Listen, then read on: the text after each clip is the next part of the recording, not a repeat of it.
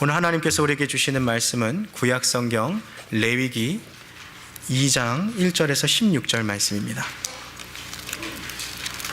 제가 가진 성경으론 구약성경 148페이지에 있습니다. 레위기 2장 1절로 16절까지 말씀입니다. 우리 함께 교독하실 때 하나님을 경외하는 마음으로 교독하시도록 하겠습니다.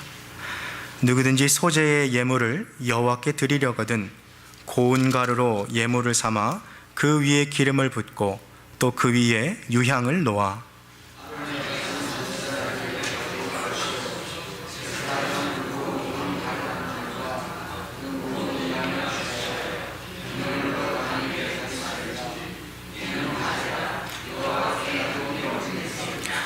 그 소재물에 남은 것은 아론과 그 자손에게 돌리시니 이는 여호와의 화제 중에 지극히 거룩한 것이니라.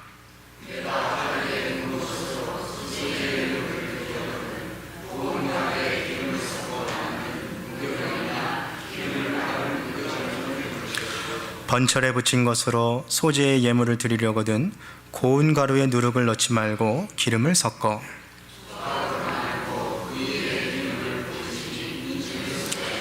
내가 솥에 삶은 것으로 소재를 드리려거든 고운 가루와 기름을 섞어 만들지니라.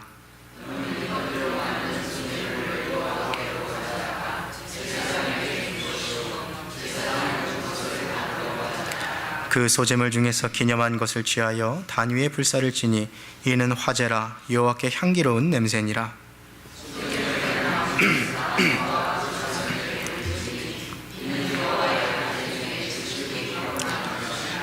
물은 너희가 여호와께 드리는 소재물에는 모두 누룩을 넣지 말지니 너희가 누룩이나 꿀을 여호와께 화제로 드려 사르지 못할지니라.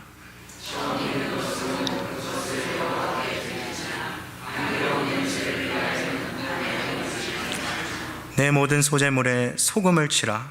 내 하나님의 언약의 소금을 내 소재에 빼지 못할지니 내 모든 예물에 소금을 드릴지니라.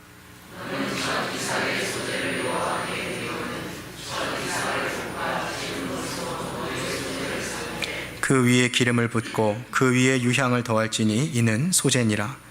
제사장은 찌은 곡식 얼마와 기름의 얼마와 모든 유향을 기념물로 불사를 지니 이는 여호와께 드리는 화제니라. 아멘. 앞에 섭니다. 하나님의 완전하시고 흠없는 이 말씀이 우리의 영혼 가운데 깊숙이 파고들어서 하나님 기뻐하시지 않는 죄를 제거하게 하시고 하나님 원하시는 거룩한 삶을 살아가는 바른 지침이 되게 하여 주시옵소서. 하나님 아버지, 사람의 마음으로 듣지 않게 하시고 성령께서 이 시간 찾아오셔서 우리의 영혼에 말씀하여 주시는 귀한 시간 되게 하여 주시옵소서. 감사드리오며 주 예수 그리스도의 이름으로 기도합니다. 아멘. 반갑습니다. 잘 오셨습니다. 요즘 감기가 이렇게 좀 많이 유행인 것 같아요. 제가 아까 이렇게 성도님들하고 또 이렇게 얘기하다 보니까 훌쩍이시는 분도 많고 기침하시는 분들도 많은 것 같은데 우리 한번 더 전후좌우 이렇게 좀 계신 성도님들 보면서 집사님 건강하세요 하고 한번 좀 같이 인사할까요? 네. 집사님 빨리 나으세요 하고 한번 더 얘기해 주세요. 네, 빨리 나으세요. 네.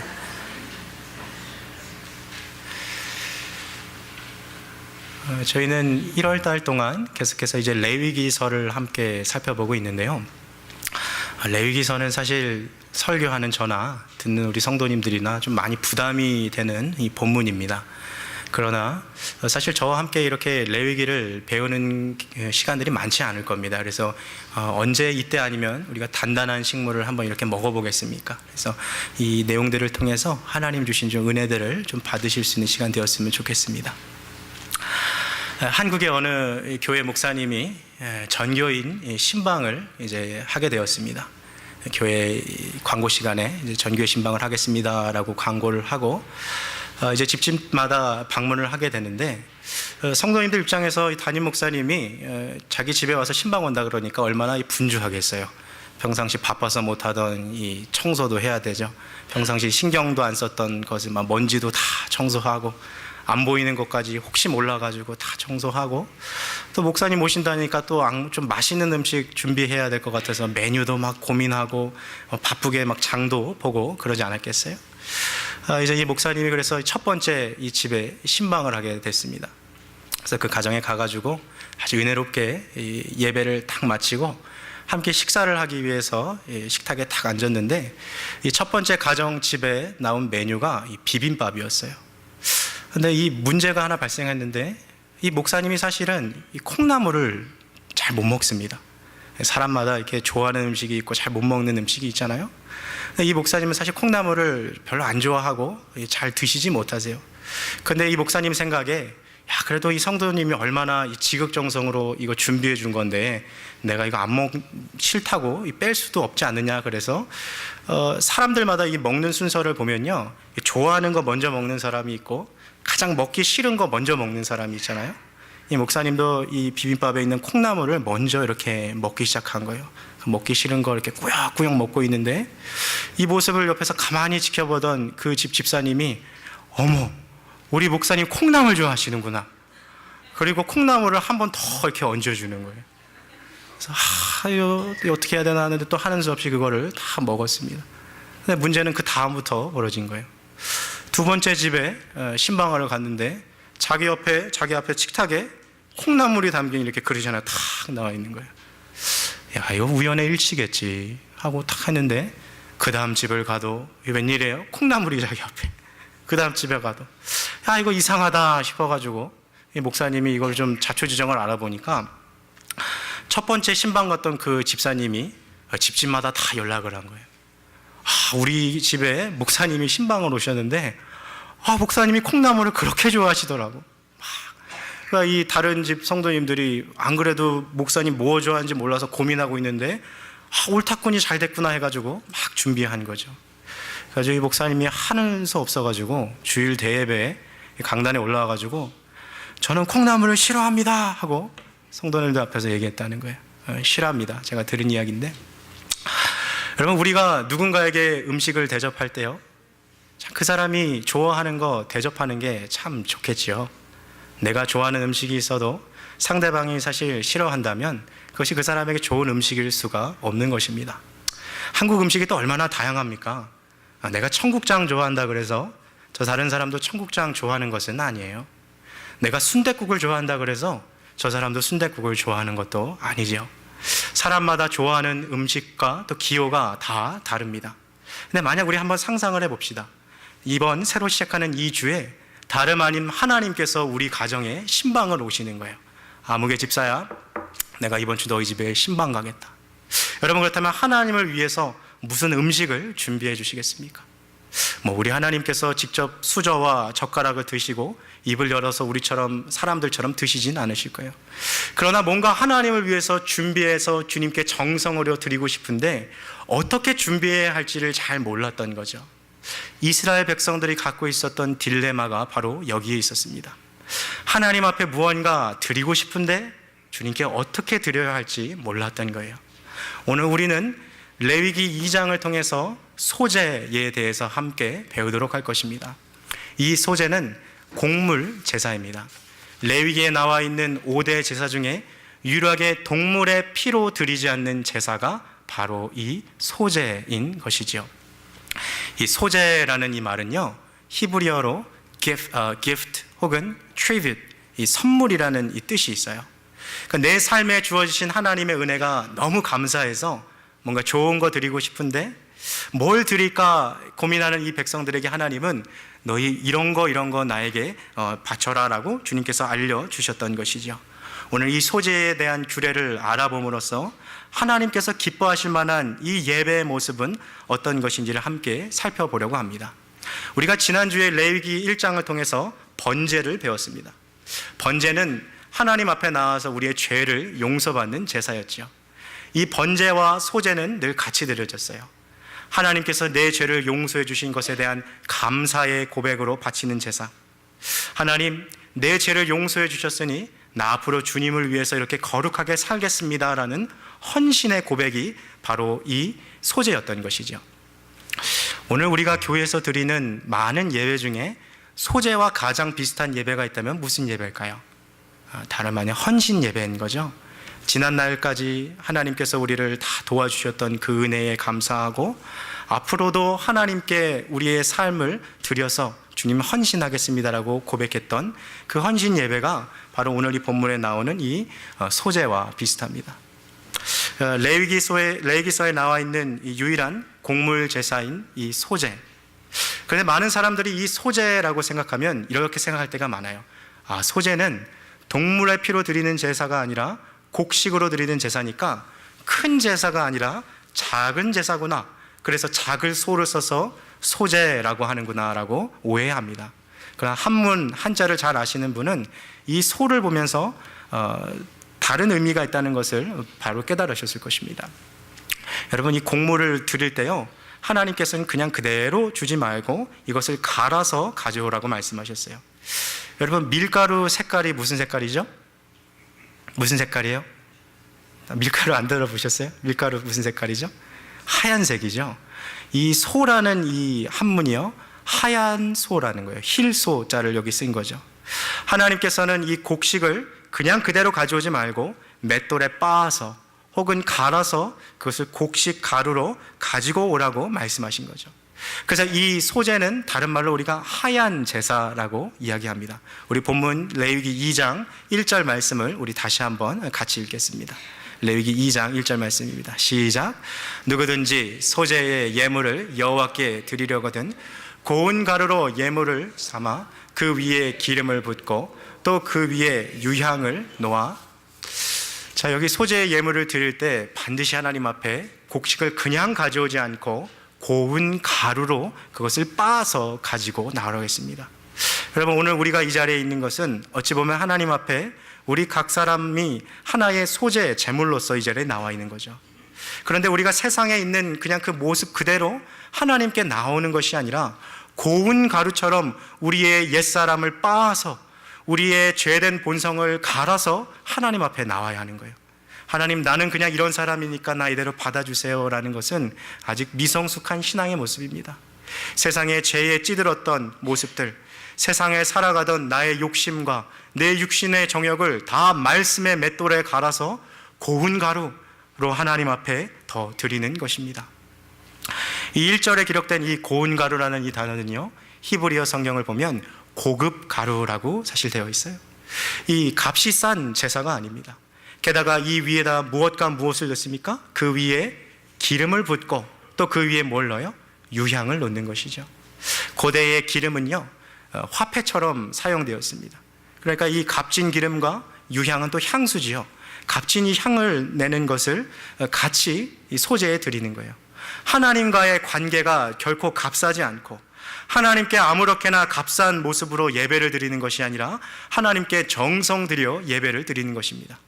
오늘 여기에 우리 코너스등교 성도님들이 함께 한 자리에 모여서 같은 시간에 예배를 드리지만 우리는 전혀 다른 예배를 드릴 수 있습니다. 누군가는 값싼 예배를 하나님 앞에 드릴 수 있고 누군가는 정말 하나님 보실 때 정성 어린 예배를 드릴 수 있는 거예요. 하나님 앞에 나올 때 그냥 맨 곡식을 던지는 것이 아니라 나의 죄된 본성을 빻아서 나의 연약한 옛사람을 갈아버리고 하나님 앞에 거룩한 고운 가루로 나와야 하는 것입니다. 자, 그런데 한번 생각해 보시겠어요? 하나님께서 우리 집에 신방에 오셨어요. 주님 앞에 드리려고 하는데 그냥 곡식만 빻아서 이렇게 하나님 이 밀가루 드세요 하고 드릴 수 있겠습니까? 그래도 좀 내가 잘 못하는 요리 솜씨지만 그래도 좀 이렇게 정성을 좀 들여서 좀 이렇게 요리해 보고 싶지 않을까요? 어떤 분들은 이 밀가루를 가지고 뭐 전도 부쳐보고 또 어떤 분들은 이 밀가루를 가지고 빵도 좀 만들어 보고 내가 좋아하는 뭐 수제비나 아니면 이 칼국수를 만들어서 멋지게 또 맛있는 이 음식을 이렇게 좀 대접해 보고 싶지 않았을까요? 이스라엘 백성들 마음이 그랬어요. 하나님 앞에 좀 정성을 들여서 하나님 앞에 바치고 싶었죠. 주님도 이들의 이러한 마음을 잘 아셔서요, 너희가 나한테 음식으로 나에게 제물을 바치려거든 이러이러한 것으로 나에게 바치라라고 하나님께서 조리법까지 알려주셨습니다. 특별히 레위기 2장에 나오는 이 조리법은 3가지가 있는데요, 우리 함께 오늘 좀 그 내용들을 좀 살펴보겠습니다. 첫 번째는요, 오븐에 구운 것들이 나옵니다. 우리 4절 말씀 우리 한번 좀 같이 읽겠습니다. 레위기 2장 4절 말씀입니다. 4절 좀 비춰주시겠어요? 네, 같이 읽겠습니다. 시작. 내가 화덕에 구운 것으로 소재의 예물을 드리려거든 고운 가루에 기름을 섞어 만든 무교병이나 기름에 바른 무교병을 드릴 것이요. 여기 4절에 화덕이란 말이 나오죠. 이게 요즘 우리가 사용하는 이 오븐입니다. 이 가정집에 가면 이렇게 가스레인지 키는 데가 있고 밑에 오븐이 대부분 다 있죠. 요즘 한국에서 이 화덕 피자가 매우 이렇게 유행합니다. 뭐 집에서 가스로 만드는 거랑은 좀 맛이 좀 다른 거죠. 하나님께 고운 가루를 화덕에 구워와도 주님 괜찮다고 하셨어요. 이 4절 중간에 보면 이 무교병이라고 나와 있는데 이게 뭐냐 하면 우리 여러분 도너츠 다 드셔보셨죠? 이 반지 모양으로 이 반죽을 만들어 가지고 가운데 구멍이 뻥 뚫린 거를 이 반죽을 화덕에 탁 붙여서 만든 것입니다. 또 2장 4절에 무교병 혹은 어떤 분들은 무교전병이라고 성경에 되어 있을 때요. 이것이 무엇이냐면 한국말로 쉽게 말하면 부침개, 부산에서 지짐이라고 그러던데 그 전을 의미하는 거죠. 여러분 인도 식당에 가보면 기본으로 딸려오는 것 중에 난이라고 아주 얇게 펴있는 빵이 있습니다. 바로 그 무교병이 그런 난 같은 얇은 빵을 의미하는 거죠. 하나님께 나아올 때 이런 거 가져와도 된다라고 주님 말씀하셨어요. 오븐에 구운 거 괜찮다라고 하셨습니다. 두 번째 주님께서는 후라이팬에 볶은 것도 괜찮다라고 하셨어요. 우리 5절 한번 볼까요? 5절 같이 읽겠습니다. 시작. 번철에 붙인 것으로 소재의 예물을 드리려거든 고운 가루에 누룩을 넣지 말고 기름을 섞어. 한국 가면 이 밀가루 반죽에 호떡 장사 하시는 분이 이렇게 기름 섞어가지고 얇게 펴가지고 그 무쇠 같은 데다가 이렇게 딱 붙여서 만드시죠. 지금 그 내용인 거예요. 이 번철이라는 것이 오늘날 가정에서 사용되는 것 중에 가장 비슷한 것이 프라이팬에다가 이렇게 볶는 거 말씀하시는 거죠. 그렇게 해도 괜찮다고 하셨어요. 자, 세 번째는요, 솥에 삶는 것이었습니다. 우리 7절 말씀 우리 같이 읽겠습니다. 시작. 내가 솥에 삶은 것으로 소재를 드리려거든 고운 가루와 기름을 섞어 만들지니라. 가루로 만든 그것에다가 기름을 넣거나 혹은 반죽을 만들어서 펄펄 끓는 물에다가 정말 우리나라 사람들 수제비 뜨듯이 혹은 국수 만들듯이 이렇게 만들어서 하나님 앞에 드려도 된다는 거예요. 자, 오븐에 구워도 되고요, 후라이팬에 볶아도 되고요, 솥에 삶아도 됩니다. 하나님께서 이렇게 다양한 조리 방법들을 허락하셨다는 것이 오늘 우리에게 무슨 의미를 주고 있습니까? 소재는 하나님에 대한 감사의 표시요, 우리의 삶을 주님 앞에 헌신하는 표시라고 얘기했습니다. 오늘 우리가 주님 앞에 나올 때요, 우리는 각양각색의 은사대로 주님을 섬길 수 있는 것을 말해주고 있어요. 여러분, 어떤 분들은요 찜 요리를 잘합니다. 반대로 어떤 분들은 볶는 요리를 잘하는 분들이 있어요. 각자 자기가 잘하는 그 요리로 하나님 섬기듯이 오늘 하나님께서 우리에게 주신 은사로 이 교회를 섬김으로 하나님께 우리의 삶을 헌신하는 겁니다. 노래를 잘 부르시는 분들은 앞에 계신 찬양대원분들처럼 찬양함으로써, 티칭의 은사가 있으신 분들은 또 주일학교 교사로서, 또 다양하게 하나님을 섬길 수 있습니다. 어떤 분들은 부엌에서 음식을 만들어서 하나님을 섬길 수 있고, 또 어떤 분들은 교회 바닥을 쓸고 걸레질하고 또 화장실 청소하며 또 늦은 시간까지 재정실에서 재정을 본다거나, 또 다른 면으로 주보를 접고 안내를 쓰거나 헌금위원을 하거나, 또 순장으로서 순모로서 섬긴다거나, 혹은 다른 사람들의 힘들고 어려운 것들을 내 시간을 내어서 찾아가서 이야기를 들어주고, 또 눈이 쌓였을 때 교회 주변에 눈을 치우고, 또 혹은 풀이 자랐을 때 제초를 하거나, 다양한 모습으로 우리가 섬기고 하나님께 헌신할 수 있어요. 그러나 오늘 여기서 나오는 이 모습처럼 후라이팬으로, 오븐으로, 솥으로 다양하게 조리할 수 있다는 것은 하나님이 그 다양한 우리의 헌신을 받으신다는 것입니다. 이처럼 하나님은요, 우리 각 사람에게 각양각색의 달란트와 은사를 주셨습니다. 그래서 그 주신 것 가지고 하나님 섬기는 것이죠. 근데 오늘 사실 소재에서요, 중요한 내용은 이 조리 방식이 아니었어요. 오히려 더 중요한 것은 이 조리하는 음식에 들어가면 안 되는 거, 꼭 넣어야 되는 거, 이것을 구분하는 것이 더 중요한 것이었습니다. 그래서 오늘 이 소재는요, 들어가면 안 되는 것 2가지, 들어가야 하는 것 3가지에 대해서 이야기하고 있어요. 주보에 있는 설교 노트를 보시면 제가 그것들을 좀 정리해 놨는데요, 설교 노트 보시고 함께 좀 이어갔으면 좋겠습니다. 먼저 하나님께 소재를 드릴 때 들어가면 안 되는 것 2가지입니다. 우리 11절 말씀을 좀 함께 같이 읽겠습니다. 11절입니다. 시작. 무릇 너희가 여호와께 드리는 소제물에는 모두 누룩을 넣지 말지니 너희가 누룩이나 꿀을 여호와께 화제로 드려 사르지 못할지니라. 자, 하나님께 소제를 드릴 때 넣어서는 안 되는 두 가지, 무엇과 무엇입니까? 누룩과 꿀은 넣어서는 안 돼요. 왜 누룩과 꿀 넣으면 안 되죠? 이거 넣으면 참 맛있을 것 같은데, 더 좋을 것 같은데. 누룩과 꿀의 공통점이 뭐냐면 이것은 고운 가루로 만든 반죽을 변형시키고 발효시키거나 부패시킨다는 공통점이 있습니다. 하나님은 자기에게 가지고 오는 예물이 부패되지 않기를 원하셨던 것이죠. 먼저 누룩을 보겠습니다. 이 누룩이라는 것은 오늘날 제빵사들이 이 밀가루로 반죽을 해서 이것이 부풀어 오르게 만드는 이스트, 효모인 거죠. 그래서 이 반죽에다가 이 이스트 혹은 누룩을 넣으면 이것이 막 몇 배로 부풀어 오르게 됩니다. 하나님께서는 이렇게 급속한 변질을 가지고 수 있는 누룩을 반죽에 넣지 말라고 하셨어요. 성경에서 대부분 이 누룩이란 단어는 거짓 가르침을 상징합니다. 그 설교 노트 빈칸에 거짓 가르침 이렇게 쓰시면 될 것 같아요. 거짓 가르침을 상징합니다. 마태복음에 보면 예수님께서 하루는 제자들에게 이렇게 말씀하셨어요. 제자들아, 너희 바리새인과 사두개인들의 누룩을 조심하라. 이 말을 들은 제자들이 깜짝 놀랍니다. 아이고, 우리가 빵 가져오는 걸 잊어버렸는데 주님이 우리를 책망하시는구나. 제자들의 이 수군대는 이야기를 듣고 예수님이 다시 말씀하시죠. 보리떡 5개로 5,000명을 먹인 내가 어찌 너에게 빵 안 가져온 거 가지고 책망하겠느냐. 내가 바리새인과 사두개인의 누룩을 조심하라는 것은 그들의 잘못된 가르침, 그들의 거짓 교훈을 주의하라고 하는 것이다 라고 말씀하시면서 예수님 누룩을 거짓 가르침으로 비유하셨습니다. 또한 사도 바울도 자기가 쓴 이 기록의 서신서를 보면 할례를 받아야만 천국 갈 수 있습니다, 구원받을 수 있습니다 라고 말하는 그 유대인들을 향해 저들의 누룩을 조심하라고 말했어요.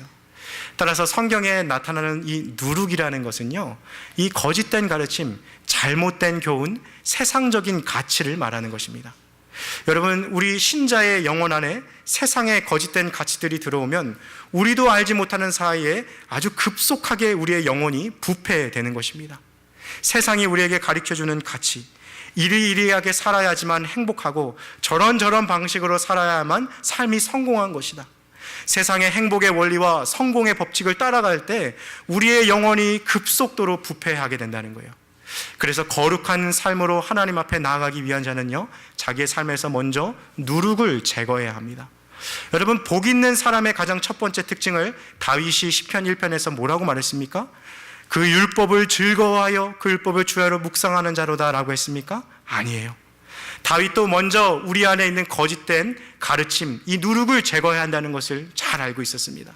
그래서 시편 1편 1절에 다윗이 이렇게 고백하죠. 복 있는 사람은 악인의 뭘 쫓지 않고요? 꾀를 쫓지 않고 세상에 있는 이 거짓 가르침들을 영혼에서 제거하는 것입니다.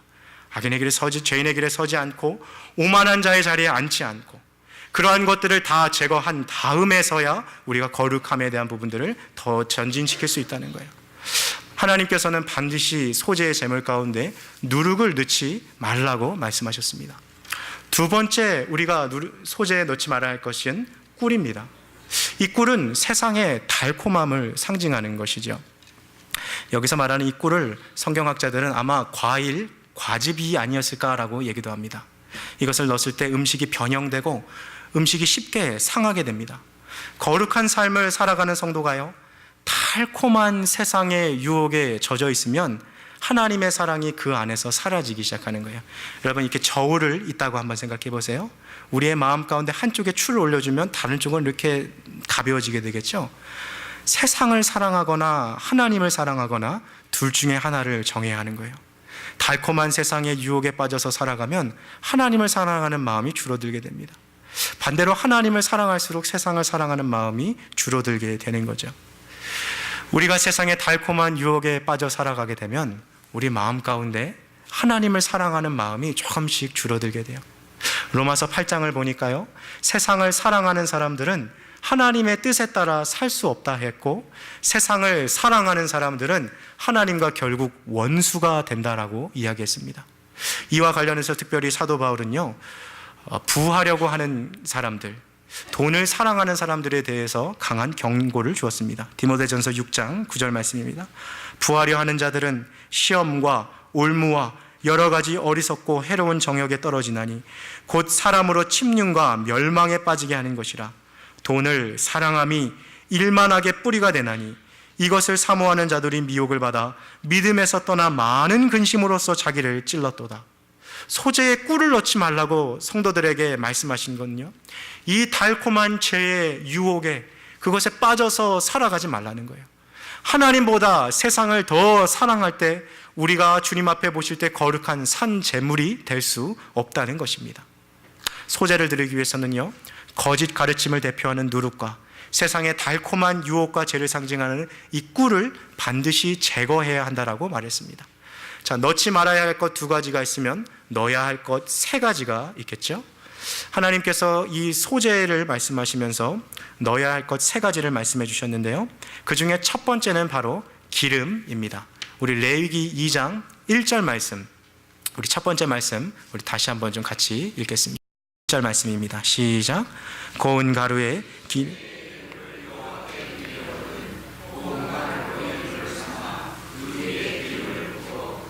그 위에 유향을 놓아. 고운 가루에 기름을 부으라라고 여기 되어 있지요. 기름은요, 성경에서 성령의 사역을 의미합니다. 기름을 부을수록 그 사람의 삶에 성령이 충만한 거예요. 여러분, 내 영혼이 지금 성령 충만한지 아닌지를 알 수 있는 가장 간단한 시금석이 뭐예요? 내가 하나님을 얼마나 사랑하고 있는가를 보면 알아요. 세상보다 하나님을 내가 얼마나 더 사랑하는지, 세상보다 하나님을 사랑할 때 우리 안에 성령이 충만하게 있는 것이지요. 따라서 성도들의 삶은요, 이 성령과 아주 밀접하게 연결되어 있는 것입니다. 성령을 우리 안에 충만하게 채워놓고 있으면 하나님을 사랑하는 마음이 우리 안에 충만히 채워져서 세상을 사랑하는 마음이 작아지게 되는 것이죠. 성경에 나타난 많은 인물들을 보면 정말 성령에 충만한 사람들이었어요. 그들은 세상보다 하나님을 더 사랑했던 사람입니다. 앞서 말했던 다윗이요, 시편 84편 시편에 이렇게 기록했습니다. 주의 궁전에서의 한날이 다른 곳에서의 첫날보다 나은즉 악인의 장막의 거함보다 내 하나님의 집에 문지기로 있는 것이 더 좋사오니. 무슨 말이에요? 내가 세상에 나가서 천부장 만부장 하는 것보다 하나님의 진영에서 그냥 졸개로 살아가는 것이 더 복되다라고 고백했습니다. 세상 사랑하는 것보다 하나님을 더 사랑했던 사람이에요. 여러분, 모세도 마찬가지입니다. 그는 세상보다 하나님을 더 사랑했어요. 애굽의 공주의 아들이라 칭함을 받는 것보다 그리스도의 백성들과 함께 능욕을 받는 것을 더 기뻐했습니다. 애굽의 모든 보화보다도 하나님의 백성들과 함께 겸손하게 광야 생활하는 것을 더 기쁘게 생각했던 것이죠. 세상의 가치관들 다 버려버리고 세상보다 하나님을 사랑했던 사람들, 그들은 다 성령에 충만했던 사람입니다. 여러분, 우리의 마음 가운데 하나님을 더 사랑하기 위해서는 이 기름 부으심이 우리 안에 있어야 돼요.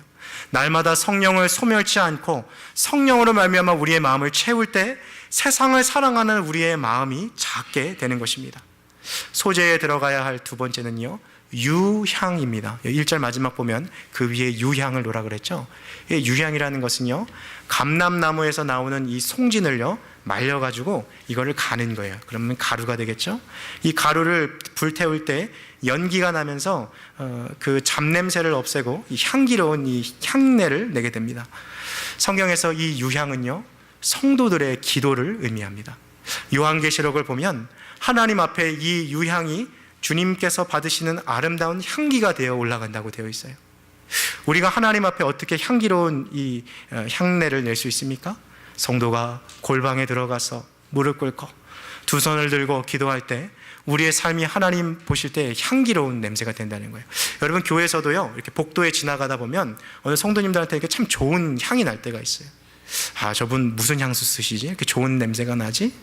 이렇게 그런 향기로운 냄새 맡으면 우리의 이렇게 마음이 좀 이렇게 프레시해지지 않습니까?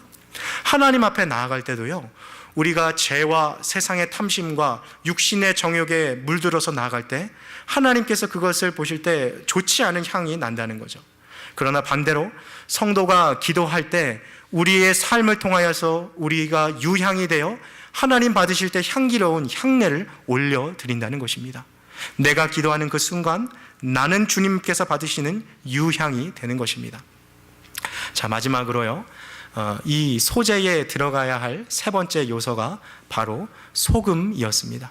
사실 기름과 유향은요, 들어가도 되고 때로는 경우에 따라서는 넣지 않아도 됐어요. 특별히 가난한 사람들은 이 비싼 거 넣지 않아도 하나님 된다라고 예외 조항으로 두셨습니다.